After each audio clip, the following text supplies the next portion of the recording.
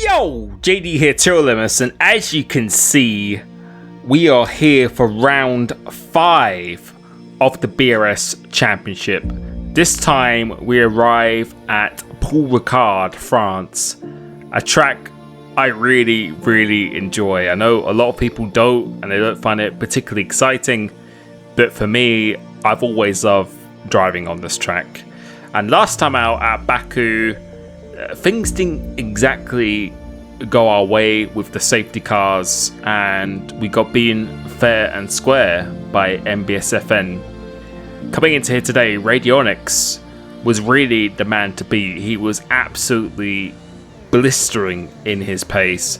Unfortunately, Noah couldn't make this race either, so I really hope he manages to make it for the future events. But we would definitely go have a race on our hands. As I said, Radionics, Critch, VRT Critch, I believe, was in here. Fab Ferrari, Luciano.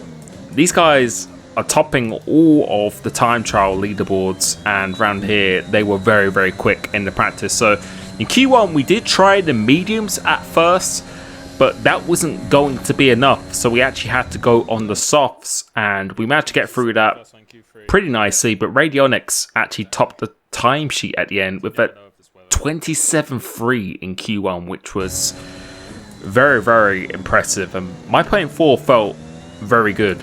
My PB round here is a very high 26 or 27.0, as he puts in a 27.5, and then we respond with a 27.5 in Q2, so just behind once again. And these little things definitely matter because it just gives you that psychological advantage going through into Q3, knowing you just have that little bit more pace than your rivals. So I knew I was going to have to pull out a pretty good lap in this Q3, especially since it did a 27.3 in Q1.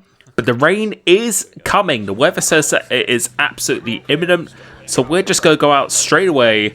And this is really a one-shot qualifying now, where this is most likely going to be the only lap that counts towards your grip position.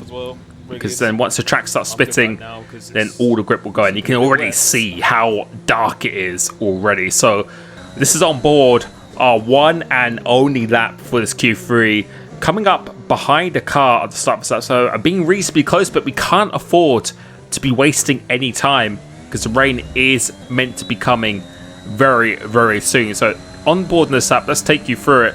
Going through into turn 1, pretty much a blind corner on the apex. You really have to guess as you go down the hill, then you see the apex, and we got through that pretty nicely. I would say that's a good 8 or 9 out of 10. Coming through into here now, making sure you don't invalidate, but we have to take some risks. I was expecting Radionics to be very quick, and then going through this first sector, it's a 21.5, so not too bad, but it could be a little bit better. I was expecting it to be faster than that. Felt like it was going to be a 0.4, but it was a 0.5. But so far, so good. Coming towards the end of the straight, doing this nicely, really spotting that very well, and absolutely nailing that right-hander. We could not have done that any better. So that was very good.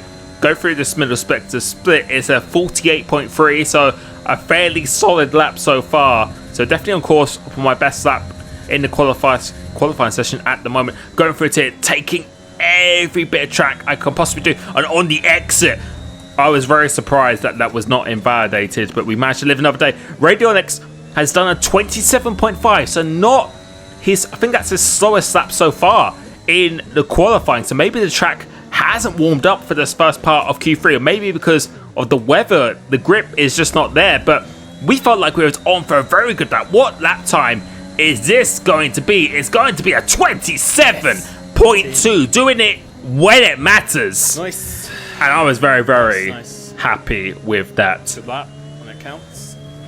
And exactly as I said, when it counts is when it is the most important. And Radionics was trying to improve. We didn't go out again because it actually started to rain, and the grip, and you can see by the raindrops on the screen, no one improved their times. And we managed to take our second, I think, or maybe third pole position in a row, but you can see it was very close. In Q2, I think the top 4 separated by less than a tenth, so the pace is very close in this league, but we just did exactly what we needed to when it mattered. And as I said, that's when it is the most important bit. You can see it is raining for the race. I haven't got that much experience in the wet on this game, so this is going to be a test, but typically I am good in these conditions, so all about getting that perfect start. So trying to get a good launch, and the launch wasn't too bad, but Radionics just gets a much better one, and we both got so much of a better start than the cars behind. It always just seems to be the case when I need a good start. It just doesn't happen, but as I said again, the launch wasn't bad at all, because you can see the gap we have to the cars behind. It's just Radionics just got an absolutely god tier launch off there, and now that makes it very tricky, because in these conditions, unless you make a big mistake, or you pretty much have a second advantage on raw pace, it's going to be very hard to overtake. So I knew that I was probably going to have to wait until the track dried until I make my move, but right now it's just about settling to the rhythm of the race, seeing what my pace is like, and really take it from there. But you can see in the exit of this corner, it's going to be very hard to out-traction him. And coming towards the end of lap 2 now, the gap has already gone over 1 second, so his pace was very good. And I think in the previous rounds, Radionics has always had race-winning pace, for sure, but he always just seemed to have a difficult Q3. But now he has managed to be on the front row, and now we are finally seeing his race pace for the first time. And I think we're going to stay board for the rest of the lap, because this is where I really do start to push a little bit more. Him just getting that fastest lap there really does, again, as I said in the qualifying, just give him that psychological advantage that anything that I throw at him, he can do slightly better.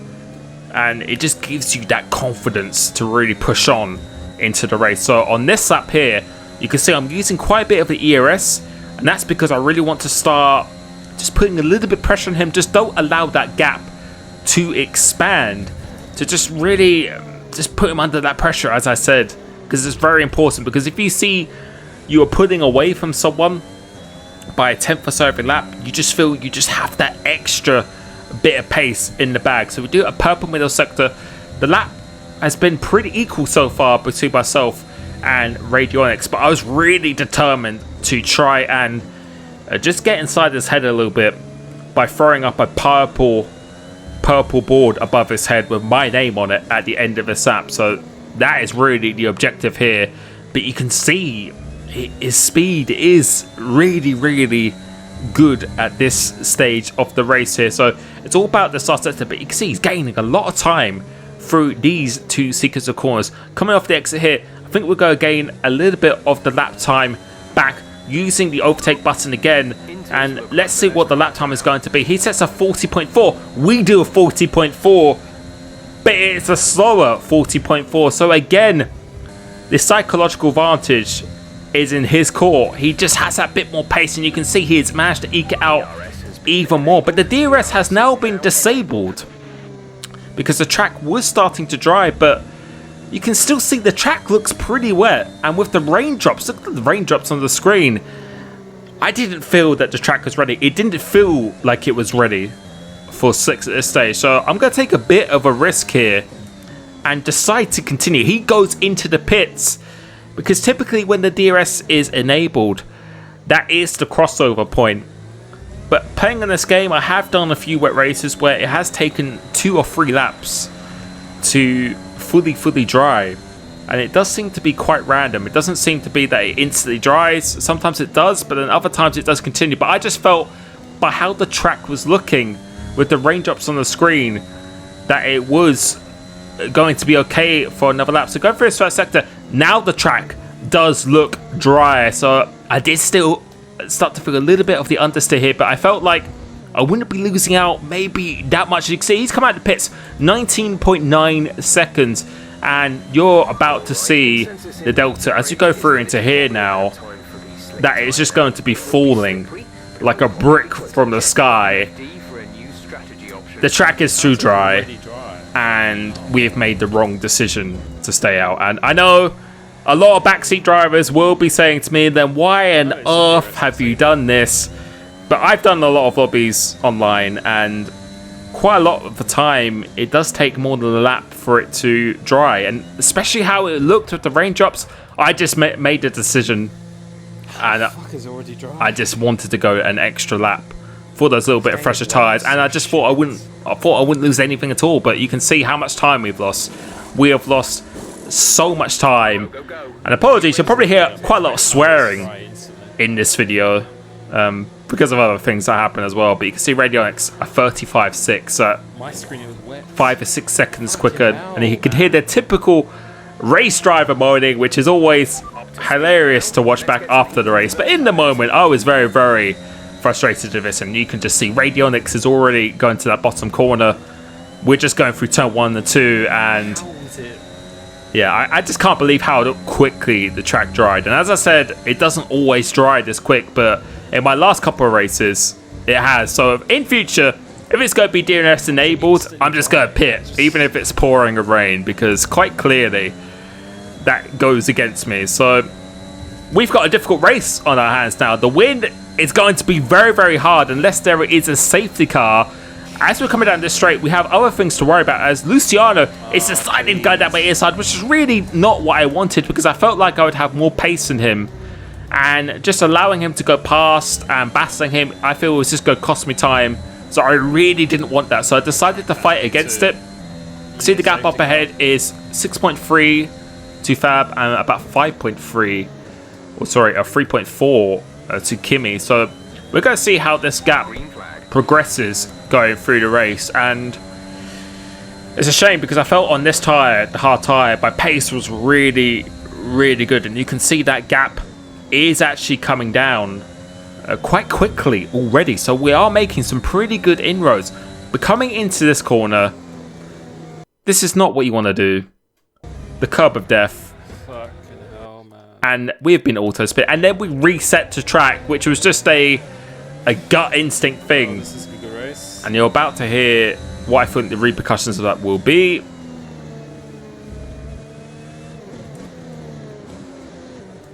That'll be a penalty as well. As I say, I think that will be a penalty, and I can confirm that we do have 5 seconds added to our race time. So I always reset to lobbies or reset to the track in online, and that was just literally a gut instinct thing where you're not allowed to do that in league racing. So that is completely my fault. That was in the rules, so rules are rules. You have to abide by them. And I definitely gained somewhat of an advantage through there. But going through here, we're trying to make up for lost time. Going down the inside of Snipes, doing very well. I don't think he wants to let me pass, but we managed to make the move stick. And that was a very crucial move.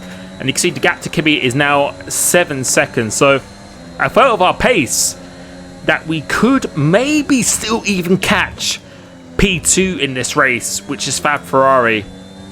We're going to have to really, really get a move on. So that's why I wasn't really taking much time behind Snipes there. Now we are behind Porky, who is on the soft tyre. So he's probably, well, you know, he is definitely going to need to pit again. So we're just going to use the benefit of the DRS behind him. So we're not really going to be pushing too hard here. Let's see what our straight line speed is like, which I felt was pretty good with this setup I am running, which you can now access if you are a member of my Discord. Go through into here. We're going to try and get a good exit as his tyres are now starting to drop off. Now we're going to use the overtake button, and he decides to be very nice and make it very easy for us to overtake him. So very thankful for that. And the gap to Fab is 9.8 and then 6.3 to Kimi. So let's keep an eye on this gap as we run through the laps. Because again, I felt on this hard tyre, our pace was very, very good. So moving on to the end of lap 15 now. Let's see what this gap is. And it's coming down, I say fairly quickly, maybe 3 or 4 tenths a lap. So the pace is looking very good at this stage of the race. You can see the gap is really starting to come down now. And at this stage, me and Radionics were lapping pretty much at exactly the same speed here. So it would have been a very interesting contest. And you can see again, we are closing in on the 2 guys ahead of us. But at this stage, I did not know I was going to have a penalty. So that's why I'm pushing as hard as I can as well. As we come in towards the end of lap 20, now I can actually see him, which gives you a little bit more of a motivation. So I think catching Fab would be very difficult, but catching Kimi, I think it's definitely still possible on the cars as we set our own fastest lap of this race here. So we're going to be pushing as hard as we can, and you can see how much we are pushing, going through the track limits, going through into here. Now into this corner, we're still about just under 3 seconds behind, as a safety car has now come out, which has felt like a godsend gift at this stage of the race. So now we can pit for the softs, and everyone is going to be bunched up once again. So that will give me an opportunity, I felt at this time, to maybe even still win this race. Despite that mistake, we could still be getting a big bag of points in here. And you're about to see, well, go on the soft tyre, a brand new softs, I think they are. Yes, they are. And we are just going to go to the end of this race. DRS is going to be enabled after 3 laps, and we still have a chance to actually win this race. And just looking at radionics, everything there, you can see we're still in P4 in this race. So come back onto the track. It's time to catch the safety car. But what happens next, I won't talk, but it is something I never ever want to experience again. And it's in these moments where your heart just jumps from your mouth, and you are about to hear and see my reaction to it right now.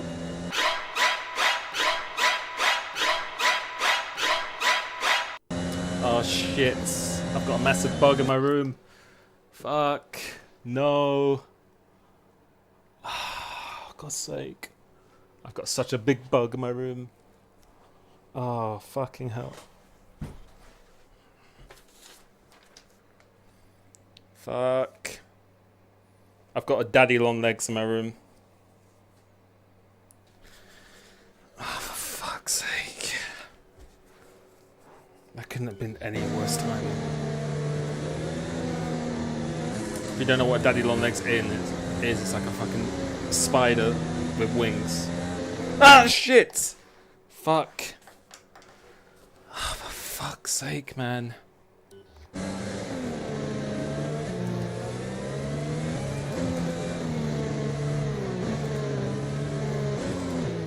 Oh, this is a nightmare.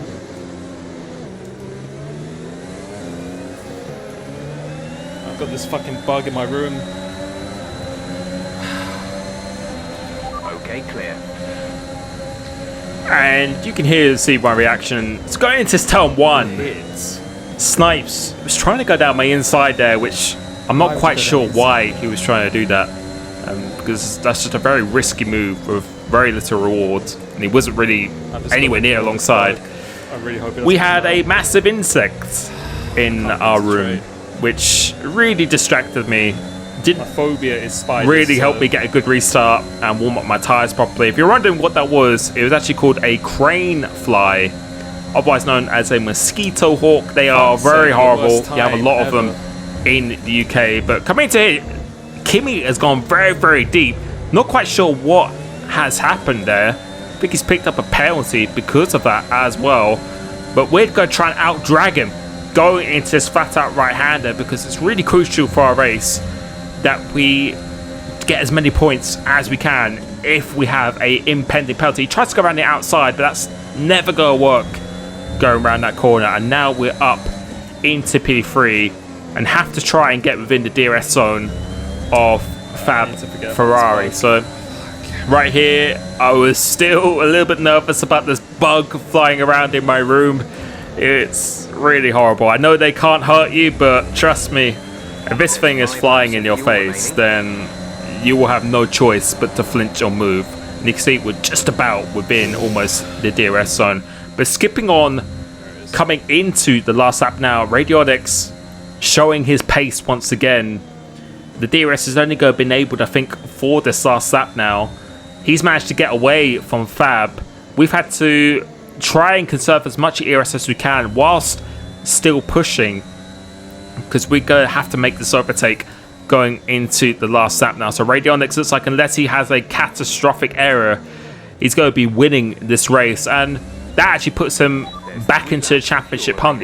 He wouldn't be too far behind, considering he's missed a couple races, as well as Fab is doing a little bit of weaving on the straight here. So we're not going to use any ERS here. Try and get as close as we can going through into this first sector. See, doing a bit of weaving.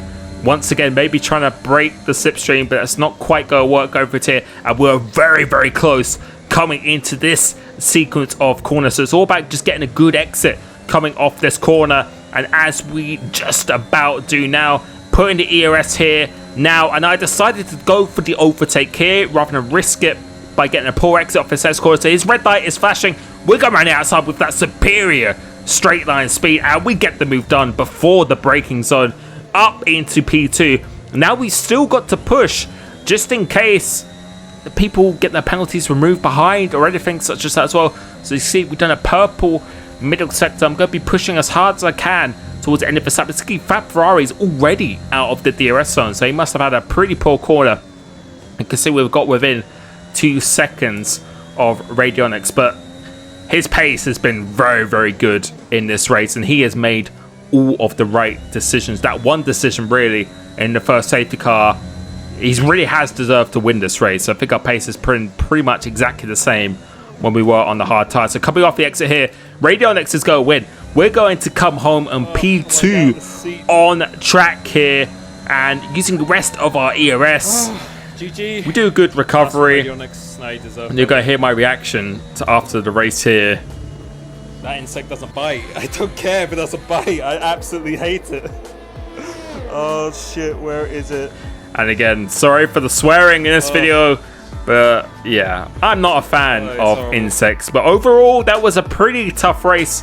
Didn't really make any good decisions, and yeah, our pace in the wet wasn't particularly great. So GG to Radionics, and you can see by the standings before here, we still have a sizable lead in this championship, but with a very, very long way to go. Anything can happen here. So please join me for Saturday for 7:30 for round 6 at Austria. A bit of an Achilles track of mine. So thank you for the support on the channel. Really hope you enjoyed that, and I will catch you very, very soon. Peace.